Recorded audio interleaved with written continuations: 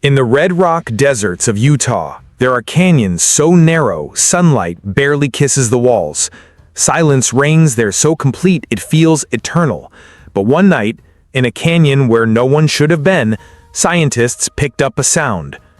A sound that shouldn't exist, because 3 years earlier, a group of campers vanished in that very wilderness, never to be seen again. Utah's landscapes are breathtaking and unforgiving. The southern deserts are carved with slot canyons, some so tight you have to turn sideways to pass.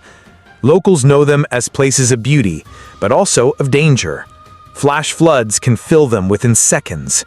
Temperatures swing from searing heat by day to freezing cold at night. For outsiders, those canyons can be a death trap. And yet, that's exactly where a group of friends chose to spend their weekend. It was the summer of 2019 when 4 college students from Salt Lake City planned a trip to Escalante, one of the most rugged areas of southern Utah. They were outdoorsy, adventurous, and experienced campers. The group of 2 men, 2 women were all in their early 20s. According to the family, they weren't reckless thrill seekers. They loved the wilderness, but were cautious, always checking weather reports, mapping routes, and carrying emergency gear. Their plan was simple: hike into a remote canyon, set up camp for 2 nights, and return Sunday evening. They never came back. Families later described the group as tightly knit. They weren't just classmates, they were friends who'd grown close through hiking clubs and study groups. Photos from before the trip show them laughing, backpacks slung over their shoulders, the kind of smiles that suggest invincibility. None of them could have guessed that within days, their faces would be printed on missing posters across the state. On Friday morning, they left Salt Lake City in a dusty silver SUV. They stopped for gas in the small town called Boulder, where one of them texted a sibling. "Heading out now, no service where we're going, back Sunday." That message would be the last anyone ever received from them. By Monday morning, when they hadn't returned, parents began to worry. Calls went unanswered. Messages stayed undelivered. By evening, police were notified and a search was launched. The Escalante region is massive, with hundreds of miles of canyons and desert. Finding one group in that maze is like finding a needle in a haystack. But searchers thought they had a head start: the SUV. Except when they found it, things didn't make sense. Searchers located the silver SUV late Monday night. It was parked neatly off a dirt trail near the head of a narrow canyon. No signs of struggle, no broken glass. The doors were locked. Inside, everything looked ordinary. Backpacks, water bottles, even extra food were still there. The most chilling detail: the group's wallets and IDs had been left behind. It looked as though they had stepped out for a short hike and planned to come back, but they never did. Helicopters circled overhead. Search and rescue teams fanned out on foot, their voices echoing through the canyon walls. Dogs sniffed along trails, sometimes alerting to scents near the riverbanks, but nothing solid was found. Days stretched into weeks. Theories multiplied. Had they been swept away by a flash flood? Attacked by someone in the wilderness? Or had they simply gotten lost in the maze of slot canyons? But something didn't fit. If it was a flash flood, searchers would have found belongings downstream, shreds of clothing, shoes, gear. Nothing ever surfaced. If they had gotten lost, at least one of them should have stumbled back to a road or been spotted by aerial search teams, yet the desert was silent. Even stranger, the campsite that they had supposedly planned never existed. Authorities couldn't find evidence of tents, campfires, or gear being set up. It was as if they had vanished moments after stepping out of the SUV. Witness reports. A few locals later reported something odd. On the Saturday night of the group's disappearance, faint voices had been heard echoing through a nearby canyon. Some described them as shouts for help. Others claimed they were strange, almost as if the canyon itself was carrying the sounds. Search teams investigated, but with hundreds of winding passageways, the reports led nowhere. Back in Salt Lake City, families gathered daily for updates. Mothers clutched photos of their children, begging reporters to keep the story alive. Volunteers created Facebook pages, hoping someone might have seen them hitchhiking or wandering, but tips dried up quickly. The case fell quiet. By the end of the summer, the official search was scaled back. The desert had yielded nothing. No bodies, no belongings, no answers. The missing campers became another mystery in Utah's long history of disappearances. Families clung to hope, but privately admitted to fearing the worst. Every holiday, every birthday, was a cruel reminder that 4 young lives had simply disappeared. 3 years passed. The desert remained silent. Until one night, in 2022, a team of geologists studying seismic activity in the Escalante region placed sensitive recording devices deep inside a canyon system. They weren't searching for missing people. They were measuring the way sound and vibrations traveled through rock. But in the middle of the night, their equipment picked up something no one expected. Not an earthquake, not wind, a sound. A sound that shouldn't have been there. It was a late autumn night in 2022 when the geologists gathered around their equipment. Their devices, known as seismic microphones, were designed to detect even the faintest tremors in the earth. Normally, the recordings were full of static, the hum of wind, the distant shuffle of rocks, the occasional animal passing by. But at exactly 2:37 a.m., one of the monitors came alive with something different. A faint echo, rhythmic, uneven, almost like footsteps. The researchers leaned closer. Then came something else, a sound that made their skin prickle. A voice. Distorted by the canyon walls, it was impossible to make out words, but the tone was unmistakable. Humans. A cry, or perhaps a call. At first they assumed interference, maybe a radio frequency bleeding through, but checks confirmed nothing was transmitting nearby. The canyon where the microphones had been placed was miles from the nearest town. No trails, no campsites, and crucially, no cell service. The lead researcher replayed the file again and again, each time growing more unsettled. "There's no way this is natural," one of them whispered. They marked the time, the coordinates, and decided to return at dawn. By sunrise, the team hiked back to the narrow slot canyon where the recording originated. The walls towered above them, smooth and red, carved by millennia of floods. Sunlight barely touched the ground. Their voices echoed unnaturally, stretching and warping.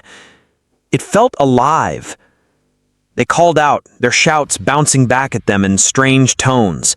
For a moment, it was easy to imagine how a human voice could linger here, or be mistaken for something else. But when they set up new microphones, the canyon fell silent again. No voices, no footsteps, just wind whispering across the stone. The scientists debated whether to report the sound. Most feared ridicule, but one of them quietly passed the file to a journalist who had covered the 2019 disappearance. When the story broke, scientists record mysterious sound in canyon where campers vanished. The families of the missing were thrust back into the spotlight. For them, the news was both hope and torment. Could their children still be alive? Or was the canyon simply replaying echoes from the past? Authorities, pressured by public outcry, authorized a limited new search. Rangers and volunteers trekked back into Escalante, retracing the canyons near where the SUV had been found. They found nothing. But the sound recording lingered like a ghost. Experts analyzed it, slowing it down, filtering static. Some claimed they could hear distinct words, maybe a name, maybe a cry for help. Others dismissed it as an auditory illusion, the brain forcing patterns where none existed. On forums and podcasts, theories exploded. The campers had fallen into an unmapped cavern, trapped but somehow alive. Their voices had been imprinted into the canyon, replayed like a natural tape recorder. Something or someone else was down there, mimicking human sounds. Locals whispered older legends. Native tribes spoke of spirits in the rocks, voices of the lost carried by the wind. Ranchers recalled stories of travelers hearing calls in the desert, only to find no one there. For the families, the sound was both a gift and a curse. One mother said she played it on loop, convinced she recognized her daughter's voice in the faint cry. A father admitted he avoided it altogether. It made his grief unbearable. The authorities remained cautious. Official statements described the sound as unverified and inconclusive. But behind closed doors, search coordinators admitted they had never encountered anything like it. Then, weeks later, it happened again. Another microphone, in a different canyon, nearly 10 miles from the first, picked up a faint sound. Not a voice this time, something stranger. A metallic clanging, as though stone against stone, but the rhythm was deliberate, patterned, almost like signaling. Whatever or whoever it was moving. The second recording reignited the fire. The metallic sound, so deliberate and rhythmic, couldn't be explained away as wind or shifting rocks. Scientists insisted it carried the pattern of intention, almost like someone or something was trying to communicate. For the families, it was hope. For investigators, it was a nightmare, because the sound came from a canyon where no human tracks had been found in years. Teams poured back into Escalante. Equipped with drones, night vision cameras, and advanced ground-penetrating radar, they combed the area. And still, nothing. The canyons remained silent, vast and merciless. No footprints, no discarded belongings, no remains. With no answers, theories began to multiply like wildfire. Some experts suggested the campers had fallen into an unmapped cavern system. The sounds, they argued, could be water dripping on stone, echoes mistaken for human cries. Yet others pushed back. What about the metallic rhythm? Caves don't beat in patterns. Fringe scientists proposed the canyon acted as a natural tape recorder, capturing sounds and replaying them years later. While acoustics in slot canyons indeed are strange, no one could explain how a voice could be preserved for 3 years. Some clung desperately to hope. The campers were alive, hiding or trapped, signaling for help after all this time. But skeptics asked, where would they have found food? Water? Why had no trace of fires, camps, or remains been discovered? Whispers turned darker. Some suggested foul play by someone out there using the canyon as a stage, deliberately luring searchers. The rhythmic clanging could be human, not lost, but hunting. After the second recording, months passed. Microphones picked up nothing unusual, just the desert's eternal silence. The case began to slip back into obscurity. The families begged for continued investigation, but funding dried up. To authorities, it was turning into another unsolved file, another question mark in Utah's desert. But in the public imagination, the mystery only grew. Locals began avoiding the area.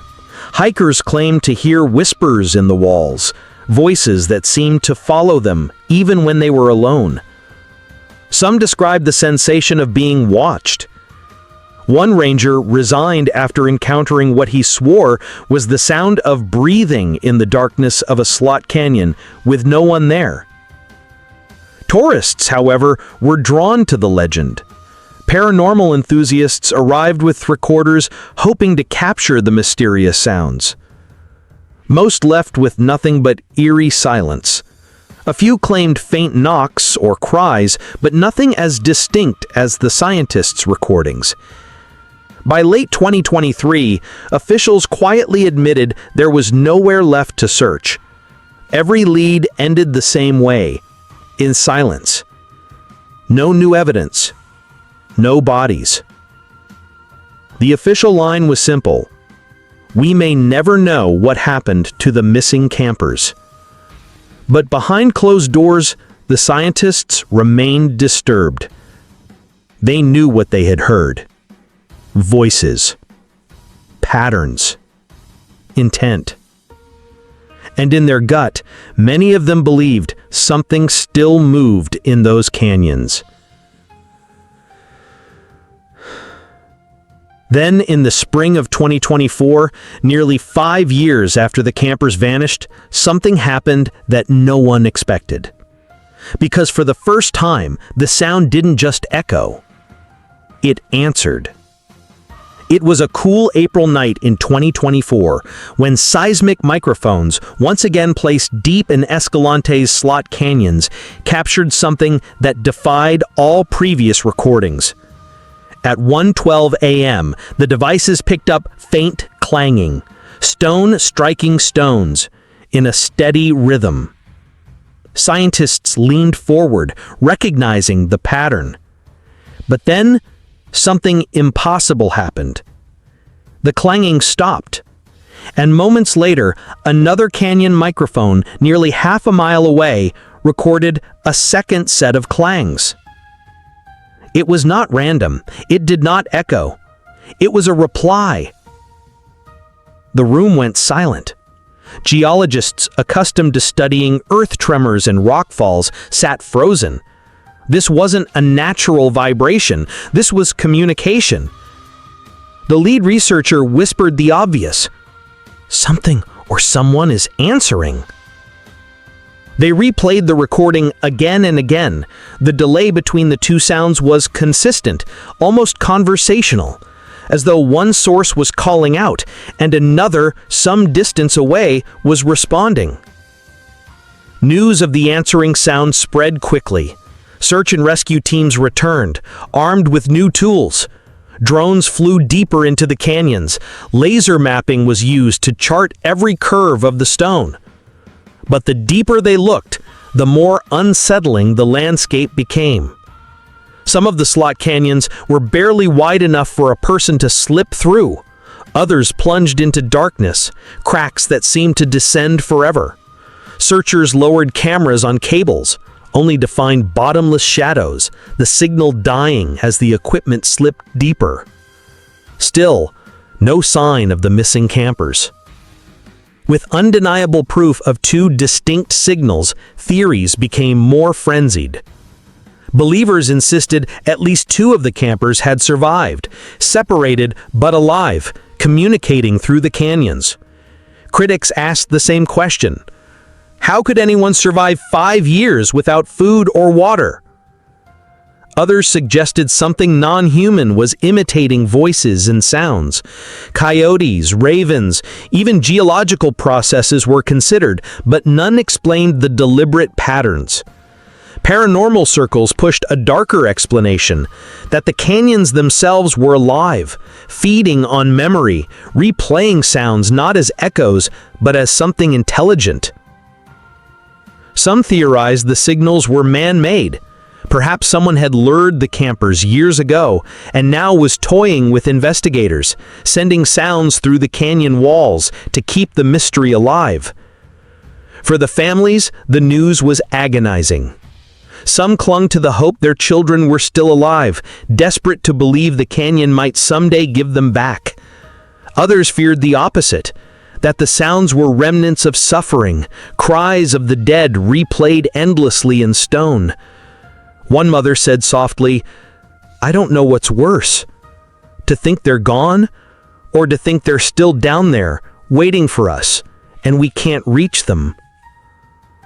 The story spread worldwide. Media outlets dubbed it the Echo Canyon Mystery. True crime forums dissected every detail. Audio engineers released spectral analyses, and paranormal investigators flocked to Utah. Tourists camped near the canyons, hoping to hear the sounds themselves. Some reported faint cries or metallic knocks at night. Others swore they felt vibrations under their feet. But none of these recordings matched the clarity of the scientists' files. By late 2024, officials quietly admitted there was nowhere left to search.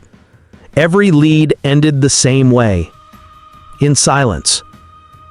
No new evidence. No bodies. The official line was simple. We may never know what happened to the missing campers. But behind closed doors, the scientists remained disturbed. They knew what they had heard. Voices. Patterns. Intent. Officially, the reports described the sounds as anomalous acoustic events. Unofficially, many admitted to colleagues that they had no rational explanation. One even confessed to a reporter off record, "We weren't measuring rocks anymore. We were eavesdropping on something alive." To prove or disprove the phenomenon, teams set up dozens of additional microphones across multiple canyons. They even tested artificial signals, striking stones to see how echoes traveled. The results were baffling. Yes, the canyons distorted sound. Yes, echoes could last longer than expected, but none of their experiments replicated the delayed, conversational pattern of the answering clanging. The academic world fractured. Some dismissed the entire affair as misinterpretation, mass hysteria fueled by grief and media hype. Others argued the evidence was too strong to ignore. Papers were drafted, conferences debated. But at the heart of the debate lay a chilling truth. 4 young people were still missing. In a televised press conference, the families gathered together. Photos of the missing campers were displayed, smiles frozen in time. One father, voice trembling, said, "If there's even a chance our children are alive, we cannot stop searching. We cannot let the canyon keep its secrets." Another mother, holding back tears, added, "We don't care if people think it's strange or impossible. Those are our kids, and until we know the truth, we'll never stop listening to them." The story exploded online. Hashtags like Canyon Voices and Echo Mystery trended globally. YouTube channels dissected every second of audio, looping, enhancing, and speculating. Reddit threads grew into thousands of comments, with theories ranging from survival to supernatural.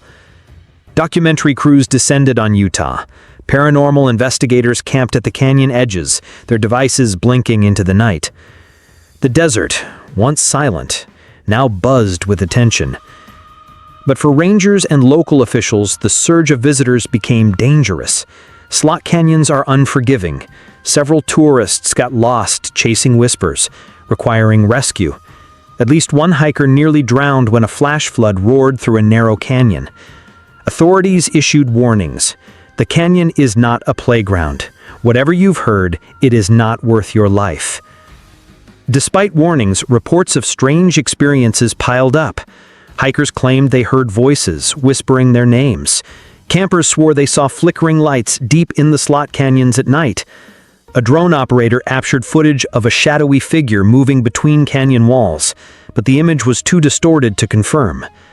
Most dismissed these as imagination fueled by fear, but others believed the canyon was revealing glimpses of the truth. In December 2024, a final major expedition was launched. Dozens of microphones, cameras, and sensors were placed across Escalante. For weeks, they recorded everything.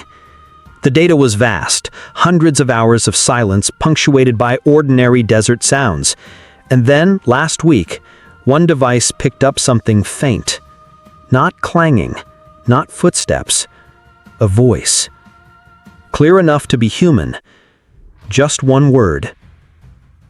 Help. When the audio was released, the world erupted. Was it real? Was it faked? Experts argued endlessly. But for the families, it was enough to reopen old wounds. Because now the question wasn't just where the campers had gone, it was, were they still waiting in the dark? their cries echoing endlessly through the canyon walls. For 3 years, the canyon had held its silence like a locked chest. Families had buried empty coffins, children had grown older with one less parent to tuck them in, and the mountains of Utah had kept their secrets beneath layers of red stone. But now, the silence was breaking. That sound, that faint, rhythmic pulse recorded deep inside the canyon, had sparked every kind of theory. Some said it was water dripping through hidden caverns. Others insisted it was an animal, unseen and unknown. But the families, they believed it was a voice, a signal, a remnant of their loved ones trying to speak across the gulf of time. Scientists, armed with state-of-the-art acoustic equipment, returned to the canyon where the campers had last been seen. They followed the sound, tracing it through narrow walls until they reached a fissure so tight it looked like the earth itself was stitched together. The pulse was stronger there. And then, the discovery. Wedged in the dark gap were fragments of metal, a crushed camping stove, a piece of fabric, and a single boot, its sole worn smooth from years of use. Evidence, at last, that the campers had been there. But the sound, that was the part that no one could explain. Acoustic experts replayed the recordings, amplifying and slowing them down, and in that distorted echo, something chilling emerged. Not words exactly, but a cadence, eerily human, a rhythm that rose and fell like breath. Some swore they heard a plea for help. Others thought it was just nature playing tricks on desperate minds. The families gathered at the canyon's edge when the news broke. Tears streamed down faces weathered with grief as officials carefully removed the artifacts. Closure, yet not closure. Answers, yet more questions. Because the scientists' final report only deepened the mystery. The sound, they concluded, wasn't geological nor animal. It was unclassified. A recurring frequency with no clear origin, still echoing, still alive, long after the campers had vanished. And here's the twist that still keeps people awake at night. Months after the discovery, hikers reported hearing the same sound with their own ears. Not through machines, not through recordings. Standing alone in that narrow canyon, they swore the walls whispered back a hollow, rhythmic breath that seemed to follow them as they left. Were the missing still reaching out? Trapped in some unseen place between earth and memory? Or was the canyon itself a witness, replaying their final moments like a tape loop carved into stone? To this day, no bodies have been recovered. The sound continues, and the vast, silent, eternal canyon keeps people pulling back, daring them to listen closely and to wonder whether some vanishings are never truly over. Because sometimes the land remembers.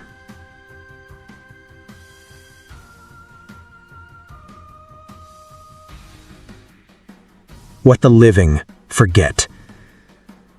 If this story left you unsettled, there are more like it waiting.